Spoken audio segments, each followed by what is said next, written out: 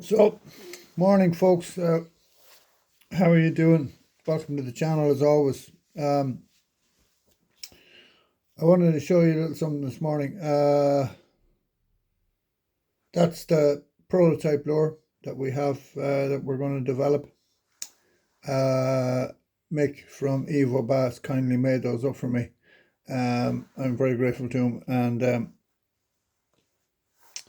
we have those under development at the minute. We're going to have some ready for myself and Charles Nelson are traveling to the Bass AGM in February. I'm actually going to be giving one of the talks there. I will probably focus on a bit of estuary fishing and some tackle, what have you. But so some good news. So we have I've secured BKK hooks for the shop because they are, without a shadow of a doubt, one of the best hooks on the market, right? If you hook a fish in a BKK, you're not going to lose them, right? Thing about it is though, not everybody, or you can't always get hooks weighted to how you want them weighted or whatever, right?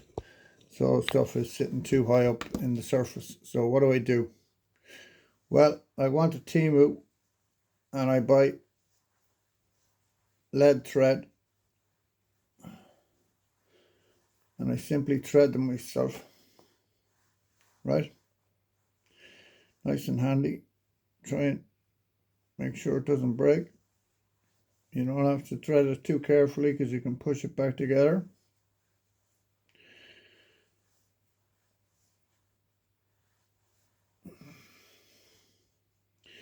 Okay, now I don't want to go around the corner. I want to keep it on the flat so that the lure sinks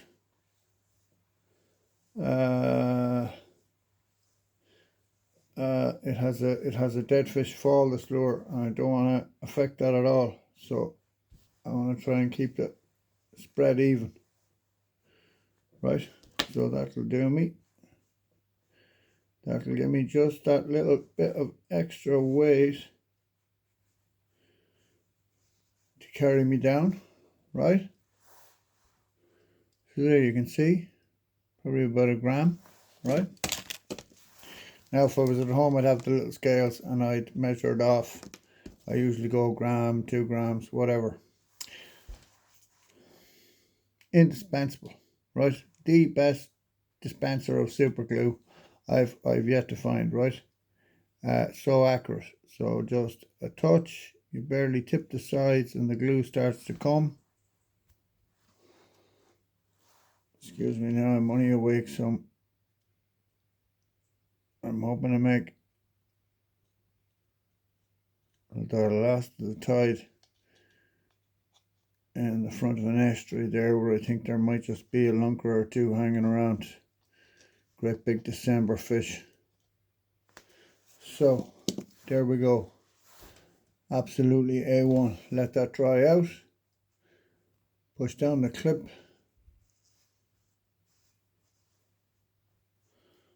Pop back in our lure.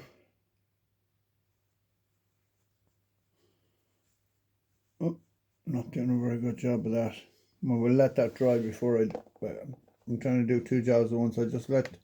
I'll hang it off the edge. You see what I've done there now? I've hung it off the edge of the box, right? So that it doesn't stick to anything when it's drying. So, we're getting close to the end of it now. It's getting cold out there. Want to congratulate Clive Power on his fish. An absolute beast. Well done, Clive. I expect nothing less. Super angler. Thinking man's angler. Yeah, so that's just a little trick I wanted to show you. I also wanted to let you know we have the BKKs, as you can see. That's on a Rooney Thumper, right? In smaller size, they go absolutely lovely on the 1-up shad, right? Really, really quite something, very special. So, really happy about that. nothing else new to talk to you about today. Got the headband for the GoPro, so hopefully we'll get some better footage. But it's always a struggle not to blow marks wide open while you've got GoPro on, and you know I'm not fishing my home ground, and I don't want to go pissing on anybody's patch. You know, some fella online say, "Oh, Pat Gallagher was down fishing our ground and he blew it wide open." It's not my style, so I'll be very, very careful. I use it primarily for releasing fish to get some nice release footage, but also to get kind of the last few feet of the fish coming in or whatever.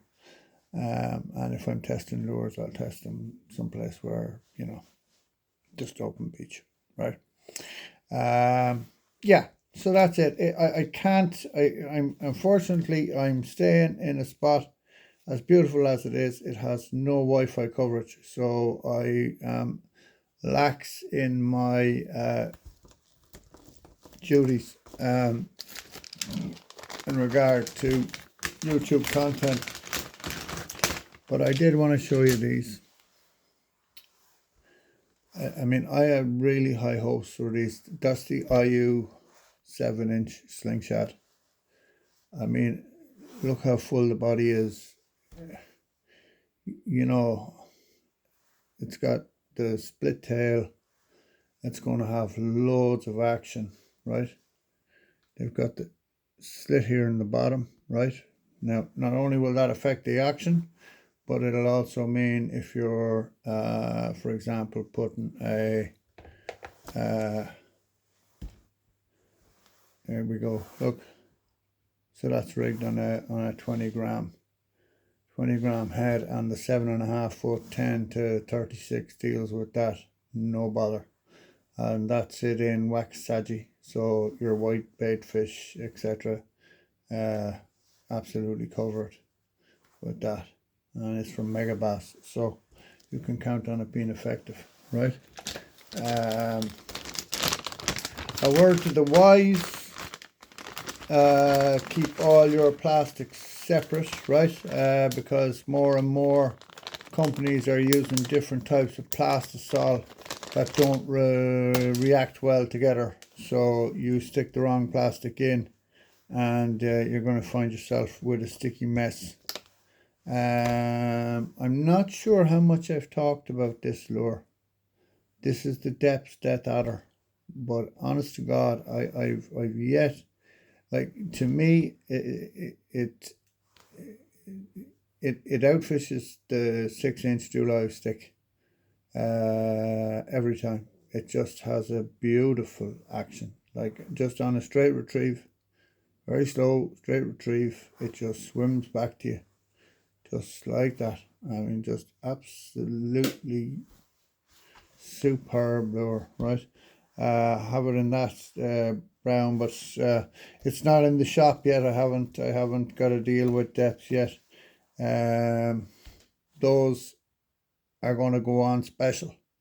But as I said, that's the Mad Eel 140. I have the Mad Slug 130 on the way. I have the custom bags on the way. I mean, I just have a bunch of stuff coming in. So opening day is going to be a big day for me, right? Remember, I'm just a one-man little operation. I'm sticking my neck out here. I've been very unwell for a long time. I've taken the last of my cash and put it into something I'm passionate about, right? So let's move these and give you a look at what I call the A-team, right? So this is the bag that goes into the front of my boots, right, for easy access. So you can see the gold shiner on a 7 gram Coyote, absolutely, right? The Evo Sayori on a slightly heavier 25 gram head, right? Just in case I'm banging off a bigger mark. The Slim 140, if the sprats show up, right? I'll throw a 10 foot in amongst the ball of sprat, right? Similar gig, Madiel 90 in IU, right? Small sound eel, sprat. This I love. This is the green Awashi, Madiel 90. Absolutely love that lure. Curly tail X layer, right? It'll get a batchy head.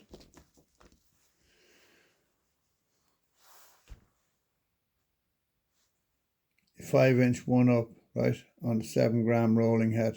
You can see all the heads are lightweight, right? That's 5 gram Gamakatsu with a white one up shad. Haze down, 5-inch, again, waiting for a batchy head, right? And just a backup Sayori shad and a different colour one up. But that's what I call the A team, right? So that's where we'll start. Trotting baits, just popping them down along the current, and see how we go. Now I'll have another bag then with weedless stuff. I know all of those lures will sit together, no bother, and not melt into each other.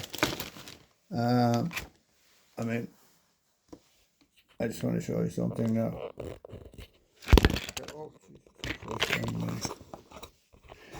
Usually I'm not the most high-tech YouTuber in the world, am I? But I want to show you this. So, if you imagine that, it's been seabed, and you see why the batchy head is so effective, right? You add a bit of current, right? That's the way it sits.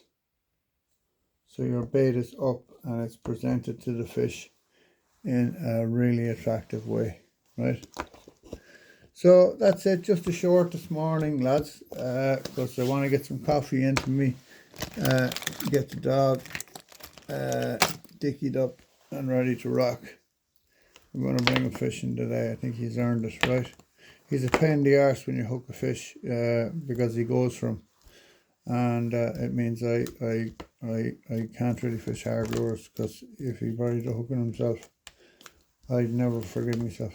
So I have to stick to singles, but it's worth it, right? If you're going to keep a dog, you've got to be willing to keep a dog, right?